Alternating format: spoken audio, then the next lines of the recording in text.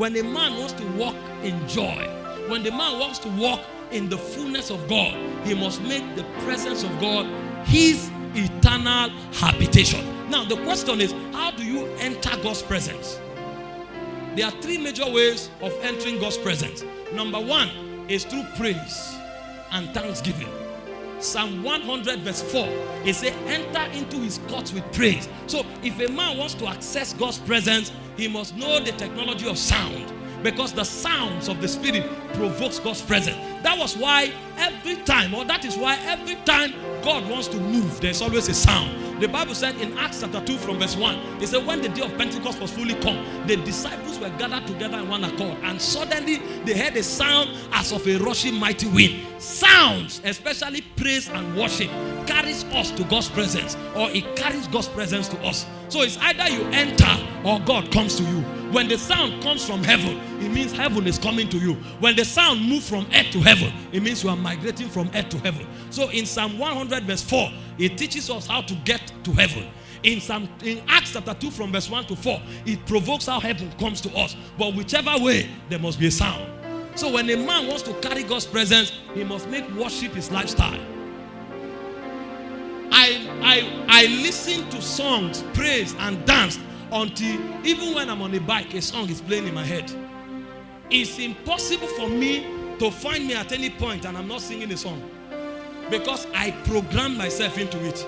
There was a season of my life for over 3 years. Every day in my house, songs are playing from morning to evening. I have a very big God who is always by my side. One finish, another one enter. A finish, another one enter. It just kept playing until the songs became encoded into my mind. So even when I'm walking on the street, a song is playing. As I wake up from sleep, a song is playing. Songs will always be playing. As I'm preaching, I'm singing. It's impossible for me to preach a sermon and not sing a song, because I know the doorway to the presence is praise and worship.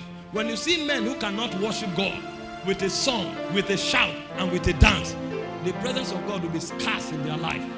They may be very religious. See them closing their eye. They are nowhere. They are still in the auditorium, because you don't close your eye into God's presence.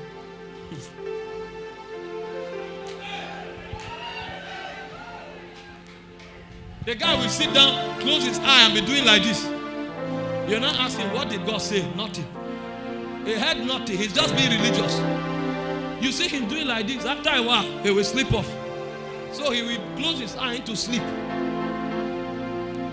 But when you see a man who is always full of God's presence, there are many steps. There are many songs, because he knows that journey. He knows how to get there. One of the ways to get to God's presence and to keep it is to always carry an atmosphere of praise and of worship. I'm telling you, sir, in our generation, most of the spiritual brothers, they don't sing and they don't dance. When they are singing in church, they'll be doing like this. So that you think they are, oh my God, this person is in the spirit. It's a joke. He doesn't know the spirit realm. When people are dancing and praising God, they are doing like this. Because they are senior men. When life begins to afflict you, you will learn a new lesson. When you see Bishop Oyedepo dancing with Agbada, he has over 4 private jets. But you came with the only captain you have in your wardrobe. And then you are doing like this. You will do that thing after 40 years. You will discover that when you grow very well, they will make you prayer secretary.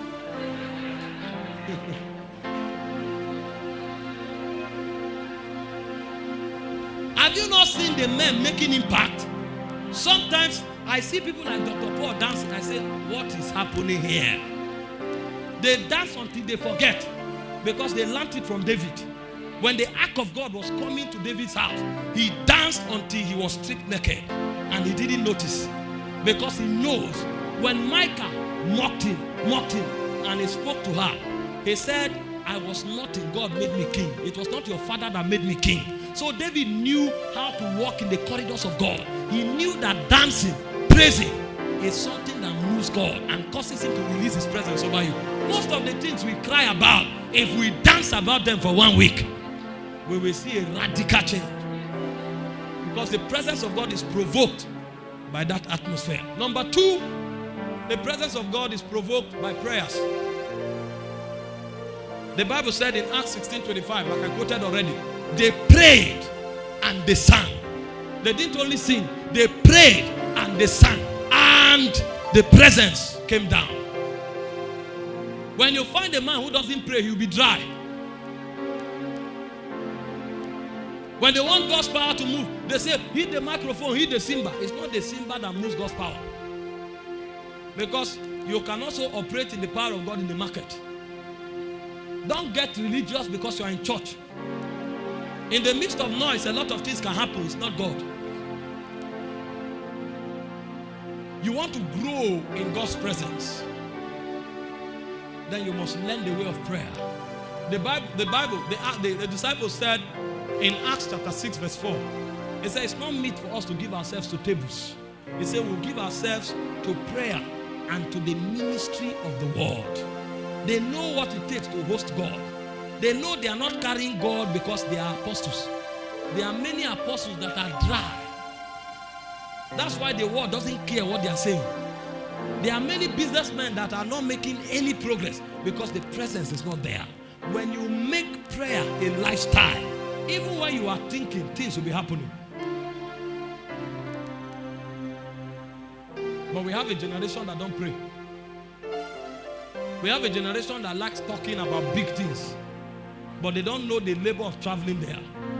The prayer dimension is the rigorous dimension. It's like the journey to Horeb. It's like the journey to the top of Mount Sinai. You will climb, you will fall. You will climb again, you will fall. You will keep climbing until you get there. By the time you reach the top of the mountain, there will be blisters on your leg because you paid terrible price. You have to climb to the top of that mountain by laboring in prayer. The presence of God is scarce in our generation. That's why many times we are defeated. That's why many times we are easily anxious and depressed, because we don't carry enough of God.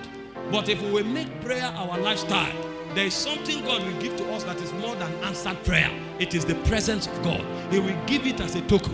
God is not just here to answer your prayers. Moses knew it. He said, my angel will go with you. Every prayer you pray, the angel can answer it. Moses said, we will not move from here until your presence comes with us. Because your presence is more important than answered prayers. And that's why for 40 years, they carried the presence of God visibly. What a man he was. We don't have people who pray.